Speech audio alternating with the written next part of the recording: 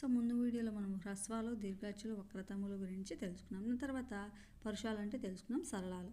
సరళాలు అంటే వర్గ తృతీయ అక్షరాలు అన్నమాట. అంటే వర్గ తృతీయాలు అంటే క, ఖ, గ, ఘ, జ్ఞ అని ఉంటాయి కదా. ఇది తృతీయాక్షరాలు అన్నమాట. ఈ తృతీయాక్షరాలని మనము సరళాలు అంటారు. ఇవి తేలికగా సరళంగా పలుకబడతాయి కాబట్టి వీరిని సరళాలు అంటారు. అవి ఏంటంటే గజడ దెబ్బలను మనము సరళాలు అని కూడా పిలుస్తాము.